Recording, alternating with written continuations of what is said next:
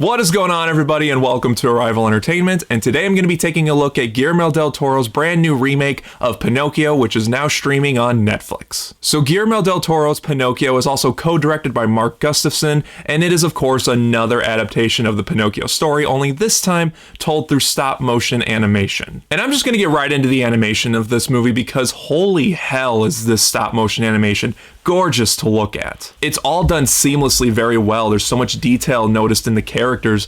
There's so much detail in the wood in Pinocchio, for a good example. It honestly feels like you're watching live action characters, even though I had to keep reminding myself, no, this is stop motion, and it's one of the best stop motion animated movies I've seen in a long time. The voice actors do an incredible job bringing these characters to life. Gregory Mann as Pinocchio, I thought, really did a good job capturing the spirit of Pinocchio. Ewan McGregor, who I did not know was in this movie until I saw it, did a really terrific job as Sebastian J. Cricket. He has a lot of great humor, his singing's really good, and David Bradley as Geppetto, also a solid job as Geppetto. Every voice acting in this film, from Tilda Swinton to Ron Perlman, Christoph Waltz, Finn Wolfhard, Cate Blanchett. I was really impressed by the cast of this movie, and they all did a phenomenal job with their characters. The film also does a really good job capturing its emotion of the story. It's got a lot of great heartfelt moments that are going to bring a tear to your eye. There's a lot of sad emotional moments that are going to bring a tear to your eye.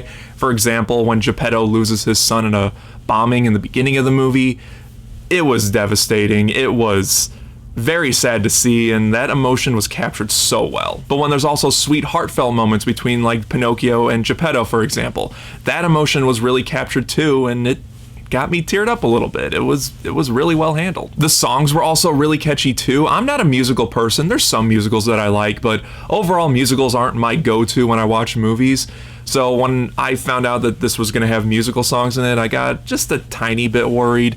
But that worry was gone right at the first song when Pinocchio sings. It was so catchy. I was humming it after it was done, and all the other songs too. And I so appreciate that this movie was not afraid to go dark with its source material, because the source material does have some dark moments in it. The movie takes place either right in the middle or right in the beginning of fascism Italy, and it does take advantage of that setting, and it does show some pretty dark moments for a Pinocchio story. But with the dark moments and the dark imagery in this movie, the film doesn't lose focus of its main core of the story, and it does, like I said, provide a lot of heartfelt scenes and a lot of sad scenes and funny scenes. I forgot to mention, there's some really funny parts in this film. One of my favorite bits is when Sebastian Cricket is trying to get a song across and then he just gets crushed or gets cut off in some way. I thought that was absolutely hilarious. I wouldn't call this movie the funniest movie of the year, but when there is humor in this movie, it's incorporated very well, and it did get a good laugh out of me. And I really don't have a bad thing to say about this movie. I was so happy when the movie was over. The ending was really great, probably one of the better endings of films this year. And yeah, I definitely recommend checking out Guillermo del Toro's Pinocchio. I would say this film is Oscar worthy. I think it's got a good shot at the Oscars this year. The film is streaming right now on Netflix, so you got some time to check it out. It was in theaters for a limited time, but I didn't get a chance to see it in theaters. But I would definitely check this movie out before the year ends. It's one of the better Pinocchio adaptations that have come out recently, and that's including Disney's live-action remake. I haven't seen Disney's live-action remake, but judging from how the trailer looks, and judging what so many people I've heard are saying about it, I'm not going to check out that remake. I'm kind of done with Disney's live-action remakes. None of them really interest me anymore, and a lot of them have really sucked lately. So if I'm going to watch a Disney Pinocchio movie, I'll watch the original Pinocchio movie.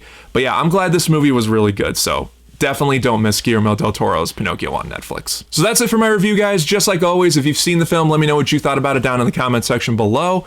And just as always, thank you guys so much for watching. I really do appreciate it. If you enjoyed this video, then don't forget to like and share it. Subscribe right here if you haven't already. And until next time, guys, take care.